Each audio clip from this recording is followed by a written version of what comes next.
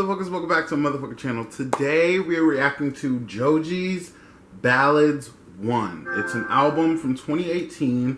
I'm really excited about this. And this is coming to you either on Valentine's Day or the day after Valentine's Day.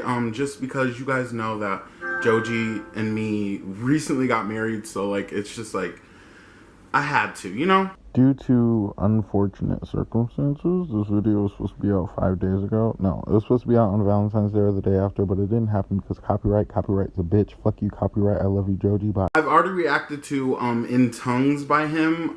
It was a short EP. There was a few songs on there that I guess he turned it into an album, I guess. And there's like a couple more songs on there that I didn't listen to. I'll just probably listen to those on my own time. But that EP was so good. I'll link it below if you want to see it. But let's get into this. I've already heard Slow Dancing in the Dark, obviously. Who hasn't heard that song? So when we get to that song on this track list, I'll give a review of it because I don't think I've ever talked about it on my channel. So let's get into this. Before I start, please like and subscribe, you guys. Just for me and my husband, our newly married. It's beautiful. We're happy. And let's go. Okay, the first song is called Attention. Can't you see? Okay.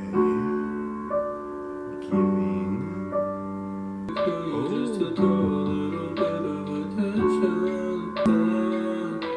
Sing.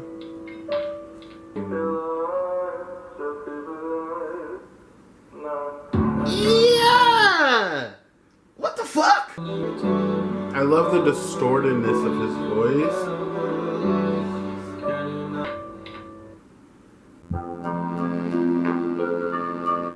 Wow. Okay, I think that was a really good start into this album. I really can't wait to talk about the album cover. Like personally, I do that at the end of the videos and I give my top 5. You guys give me your top 5 throughout this if you want to, or review each song with me as we go.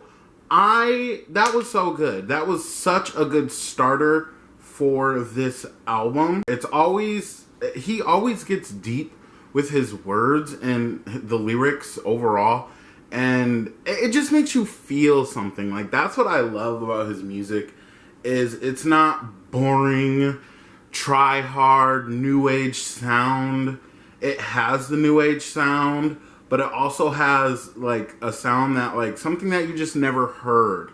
And I love that. I really wish I would have been more aware of him before Joji, because I know he was Filthy Frank, I think it was called. I never watched none of that. I wasn't really into YouTube at that time. So I just really wish I would have known him, or like got to know him as soon as he started doing music, because I honestly think that some people were here specifically to do music. And I think he's one of those people because he knows how to get it done. You hear me? The song is called Attention, and I think for your first song on your album, it grabbed my attention, and it was so deep and just so mellow. It was giving me everything. Okay, the next song is Slow Dancing in the Dark. I have a lot to say about this song, so be prepared. First of all, on Facebook, like 2 years ago, I came across a video. It was the Slow Dancing in the Dark video, and I never am the kind of person that will just click on a song and just listen to it, especially on Facebook. But it just popped up on my timeline, and I was like, who is this? I was so beyond shook. And at that time I was like, maybe I should like react to his music or listen to it or whatever, but I didn't. I don't know why, but you know what? I'm happy about it that I'm doing it now just because it's aged a little bit, so it has that timelessness effect, if it is timeless. I just remember being in awe for weeks after that. I still listen to the song to this day, and it's so captivating, just so out there, and like there's no words to describe how good that song is. I really like the video too. When I hear this song, I cannot explain this, and what I'm about to explain kind of sounds weird, so stick with me. I'll like visualize music when I'm listening to it, and this song specifically, I like visualize a place that feels like I've been there before, but is so new to me that I don't know where this place is. It's so weird. Like I'll be like walking in, I'm in a house, and I'm like walking into this room, and like the tone of the room, it's so weird. Like I know that sounds weird, but I know I'm not the only one that visualizes music and like places. Maybe if they have a video or something, if they don't have a video, you can visualize it. And I don't know, it's so weird, but this song puts me in such a, I know it's a really sad song, low key, but it puts me in such a good place that it's, at this point, it's timeless for me. I will be listening to the song 10 years from now. That is iconic. Let me know your thoughts on Dancing in the Dark. But the next song is called Test Drive. Let's go. I love how he starts it off slow all the time. She don't wanna tell lies. Oh. She don't wanna tell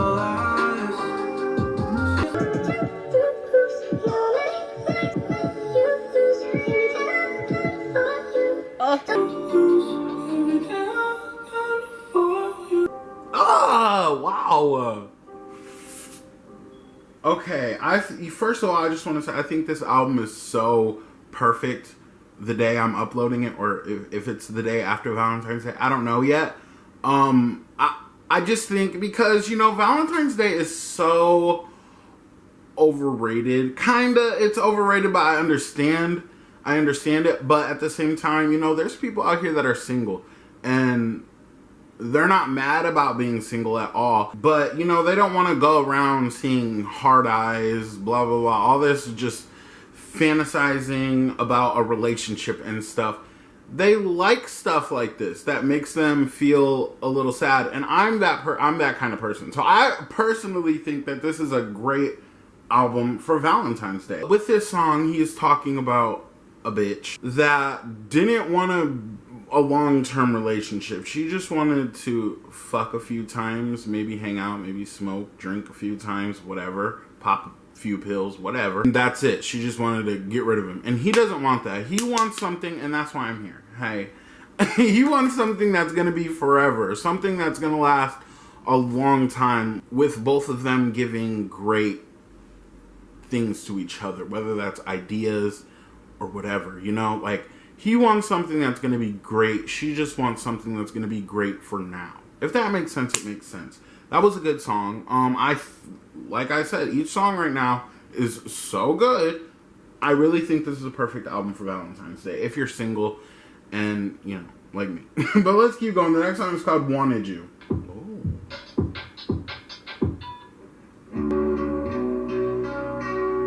Wait, that guitar? By the way, I'm listening or watching the lyrics while I'm listening, so... Oh.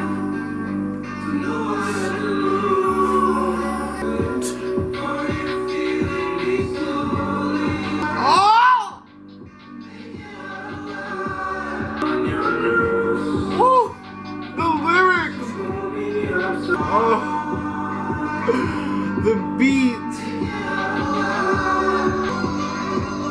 Fuck, y'all. And he just lets the beat ride. This is sick. That was, I'm gonna say that was my favorite song so far off this album. Outdoing Slow Dance in the Dark. Personally, I still in love with Slow Dance in the Dark, but this was so good. Let me just read a lyric real quick because I'm honestly shook. He said, "I'm not so good at hiding wholesome truths. You see it on my face when I turn blue. So punish me, I'm hanging on your noose." Sorry, headphone users. But, oh my God. Like, when I think I said this, he gets so deep with his lyrics. So deep. And it's a deep where it's like, damn, nigga, you good? Type shit. And I love that. I love that kind of sound. Because it's almost like relatable in a way. Because he was so desperate to have you, he wanted you. and it just wasn't working the way that he wanted it to work. And I'm so shook. I'm so shook. So he's saying, take your time, I won't lie. It's just like,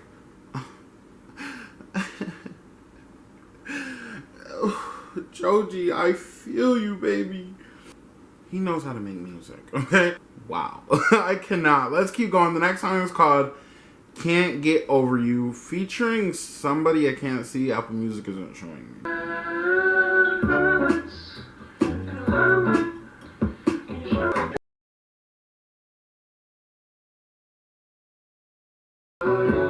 This song's different. Not in a bad way, though. Okay, I think the Clams, whatever his name was, I think he was just on the beat, which that beat was giving me, what is that genre called? I'm here to say the genre I was talking about is called Jack Swing, just to clear up the confusion. I don't know what that genre is called, but that was giving me 80s and 90s. Like, there was a moment in the 90s where a lot of stuff was sounding like 80s, but it was also giving 90s. That's what that was giving me, and I love that. But I want to say it was more pop, because it was more up-tempo. But at the same time, the lyrics were just like, he says he has no social cues, and then says, if he can't be with her, then no one can, type vibe. And I really, really, really, really fuck with it.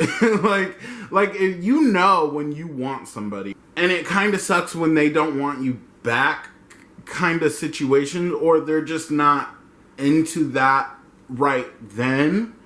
But he's just like so dedicated to it, and I really love someone like that. You know, like if you love somebody, you love somebody. Nobody can change your mind, not even the other person. I mean, the other person can do something that would change your mind, but it's just so pleasing that he's like, I don't even give a fuck. I have a box cutter with your name on it. He was saying, I was like, what? I love Joji, and Joji loves me. That's the end of discussion. But the next song is called Yeah Right, I'm Ready.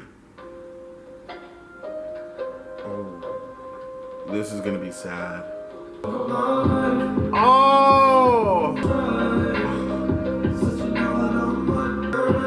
Oh!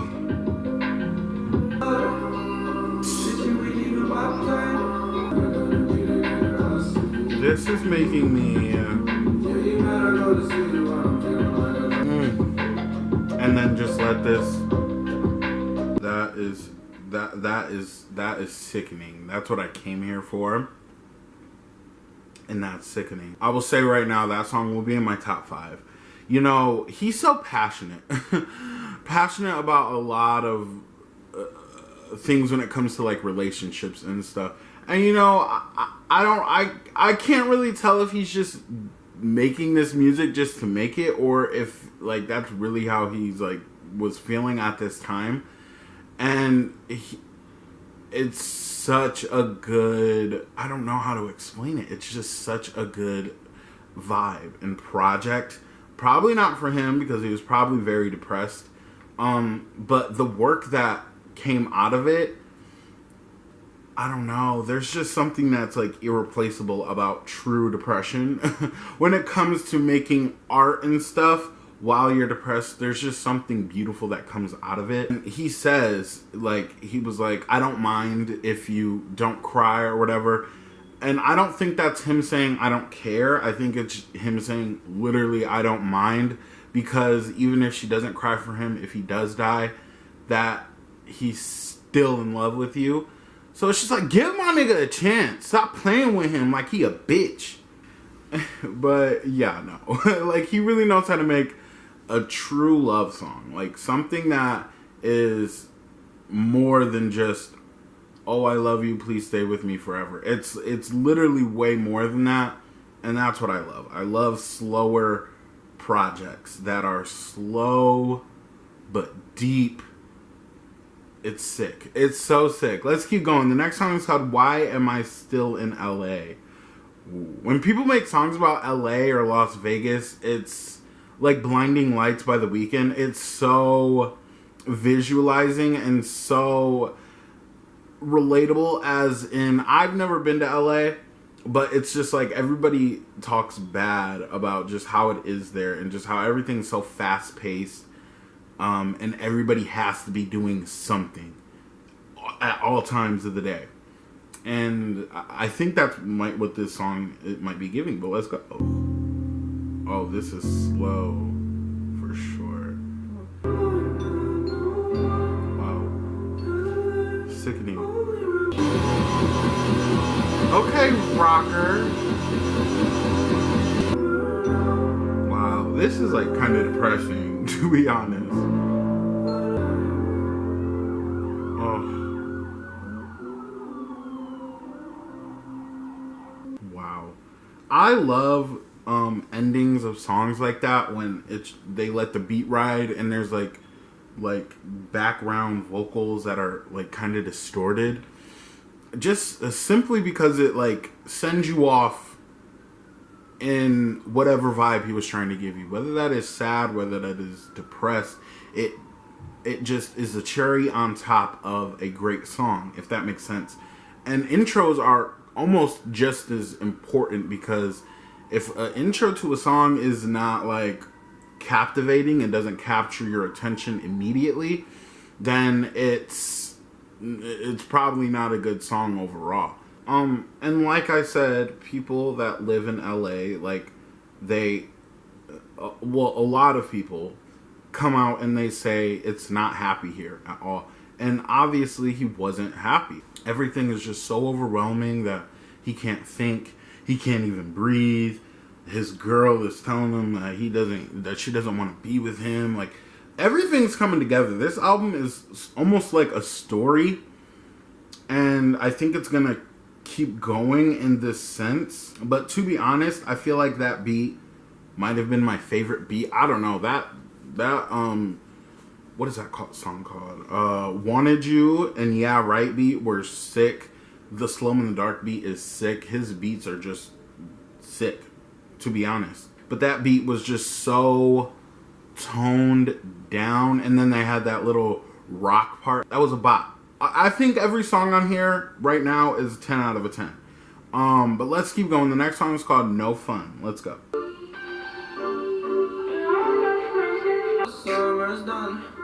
It doesn't sound as sad. Oh.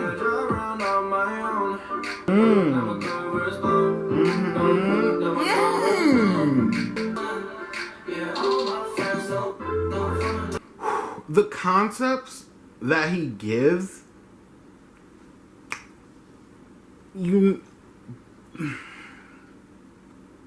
like, there's people that make sad music, but it's a happy beat, so it's a happy vibe, but the overall tone of the song is just sad. There's people that do that and it fucking sucks, okay? But he can do that. That song was kind of sad, to be honest. The lyrics, he's saying, all my friends no fun, I don't have no friends, but...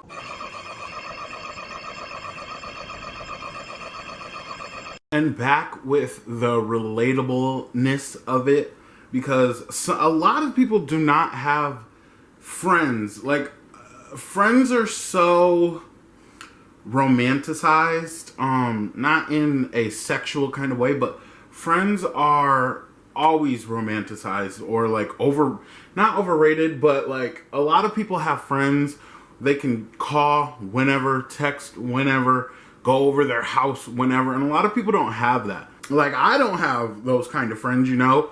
And he's saying all his friends no fun, they don't do nothing, they're not trying to do anything. And I think that kind of goes back to being in LA. A lot of people live in LA, but a lot of people don't do shit in LA. Just because they think that they're in LA, they think that they are God tier. And it's just not like that. And let's keep it real. He's humble. He said he's rich, but his car doesn't have AC. Humble is fuck. Sometimes it's not a bad thing. Like, some people love being by themselves. Again, going back to myself, I love being alone. I have 6 brothers and sisters, and my family's pretty big, but I like being by myself. I live alone. It's a vibe. Like, if you can vibe by yourself, you can vibe with anybody, but that's not always the case, you know? And I feel like that's kind of what he was giving, but I stand. Either way, it was a bop, but it was kind of sad, kind of relatable. Like, I live for it. But let's keep going. The next song is called Come Through. Let's go. Kind of sounds dark. Ooh. ABBA on repeat. That's weird. It's just weird because I'm uploading this video and an ABBA video in the same week, so king. Oh, this is good. I have to add this one to my playlist. Oh. Shit, dude. Who produces his music? It could be him, but like, the production on this album is sickening. There's so many like little pieces that are put in specific perfect places, and it all sounds so good. There's a few things to unpack here with this song. He says, if I live too long, I think he said, you kill me with a steak or something like that. And there's a lot of meaning behind that when I hear that. First, what I was initially thinking is when somebody is happy for a long time, or, you know, some people have periodically happy moments where it'll last for like a week, 2 weeks, a month, a year. They'll be having the just forgetting that they're depressed, you know? And somebody comes back into their life, or you meet somebody that comes into your life and they just rip it all away, aka stabbing you with a a steak. And it's again, relatable as that's why I like Joji. That's why I'm in love with Joji, because he says things that are on the surface, they're like, okay, that's good. Or not good, but you know what I'm saying. Like, okay, that's whatever. And then, but the undertone of it is just, it's kind of dark. But it's so relatable that, like, a lot of people don't, like, sing about this kind of stuff. Especially nowadays. People are just singing about just the dumbest shit. And I love it. Then he says, and I don't really like people, but you're better by default. I really think that goes back into the No Fun song and Why Am I Still in LA. Again, the songs are just connecting so perfectly, and I think that the layout of this album, the way each track is on here, is fucking perfect. Because he really doesn't like people. So it's all like adding up, and it all is making sense. I feel like this story is coming together. I feel like it's even going to have an ending with these last 3 songs. I'm just shook. I love you, Joji. Please follow me on Twitter. But let's keep going. The next song is called R.I.P. featuring Trippy Red. I actually like Trippy Red, so this could be good. There's no more time. Just lay it on me now. We start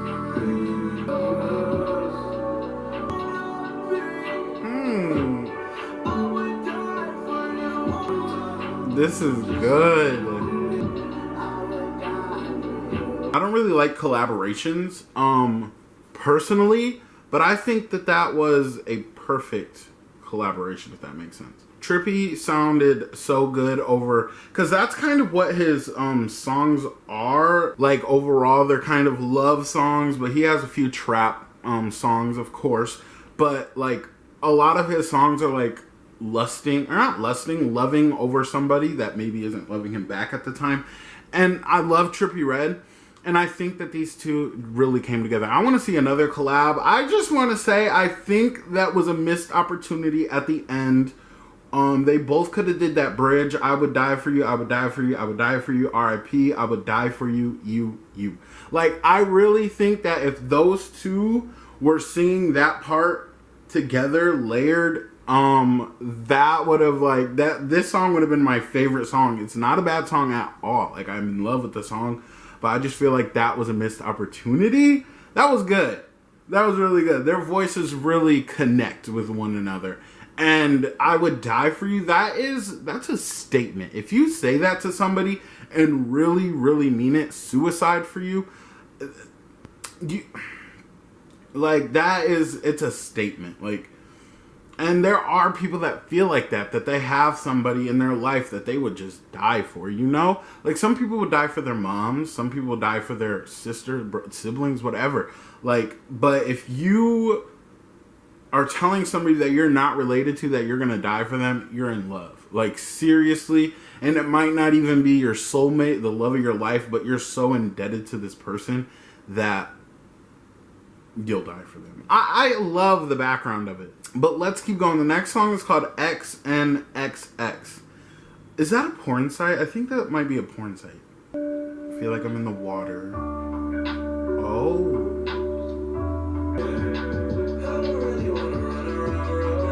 The distortness. Hi. Oh my god. See, it's all coming together. The story is coming together. I don't know why he titled this XNXX. Maybe somebody can explain it to me, because I'm pretty sure there's like background to it. But I want to say, because he says hard to think about you anymore, but I keep you in my mind always. Oh my god! If you can relate to that, then you understand. Like, if you understand that, you understand it. I understand it. Fuck. It's so hard to find artists, especially nowadays, that are great writers, and give you, just... fuck! Oh my god, he's a great writer, okay? Like, overall, he is a great writer. He gives you good situations. He gives you good, just vibes. And he, oh my god, I'm just so shook, you guys, like, beyond it right now. And then, again, going along with the story of the album, at the end he says, better if you stay away, stay away, stay away, stay away. All right. Bitch, like... He's coming to terms with the fact that this person, girl, whatever, doesn't want to be with him the way that he wants to be with her. And he's coming to the conclusion that it's better if she just stays away, because she wants to be around him, but she doesn't want to be that kind of like relationship where it's just like you two, that's it, nobody else, you guys against the world. She doesn't want that, but he wants that. And even when she's around, he'll do anything, literally die for you. And he is coming to the realization that maybe it's just better just go away. And I feel that on so many levels, and that's so powerful of him to say that. Just stay away, because it's hard to like get people out of your life, even kick people out of your life. It's hard as fuck. You know, not all albums, even if they are, most of the songs are sad, they're not sad. Like, it's okay to be sad when you cut somebody out of your life. You know what I'm saying? Like, just because an album has a bunch of sad songs on it, that doesn't mean that they're there to make you sad. It can be there to make you realize something, you know? And I feel like that's what this album is. I kept calling it sad, but in reality, it's just, it is what it is. You know what I'm saying? But the next song is called I'll See You in 40.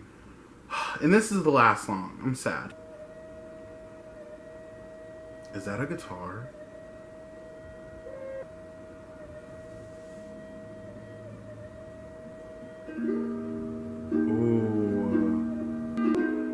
Wow. Please don't come around. This break.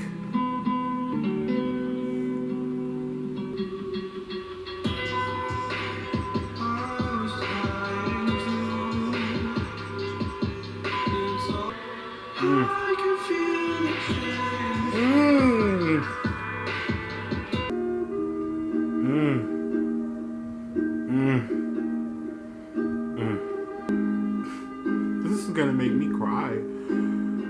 For real. That distortness in his voice it's sick.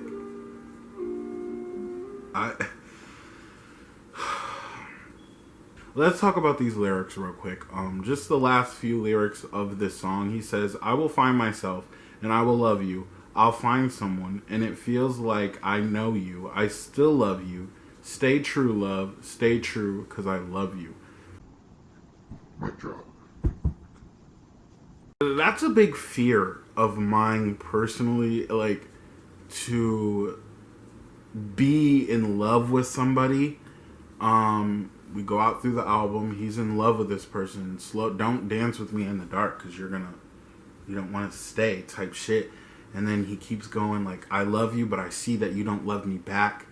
And then going to the end of the album, I'll literally die for you type shit. And towards the end of the album, it is stay away. This is not healthy, stay away. But I still love you. Even if I find someone to love, I still love you. It's such a deep message. His music is so deep and so concerning and just so captivating. I love the way that he distorts his voice in some songs with some lyrics. It just fits so perfectly there. Taking it back to what I said earlier, I think some people were really meant to be here to do music, and I really think that he's one of them. But this album, it was a story. I said that like a few songs in, I was like, this kind of feels like a story or like a movie. And that's what he gave. And I feel like that's what albums should be like. Albums should be something that takes you on a journey, but also keep you in... I don't know how to explain it, but like, I feel like they should be a celebration, you know? And that's kind of what this was. Not a celebration, a movie. Like, that's what this album was. It was a fucking movie. It was giving me different scenes, different visualizations, different scenarios, different just overall great fucking vibes, you guys. You know how like when somebody says last night was a movie? That's how this album was for me. It wasn't an album about different topics or different situations, and that's fine too, as long as you make it good. This was an album about a love story that didn't go the way he wanted it to go. He got her attention, and now he's saying, stay away. Oh my god, it's such a good story. This is a great album, you guys. I want to know your guys' top 5. I want to know your thoughts on this album. I want to know your thoughts on everything. So let me know if I'm right or if I'm just like delusional. But I really, really think this album is a 10 out of 10. I don't think there's one bad song in this album.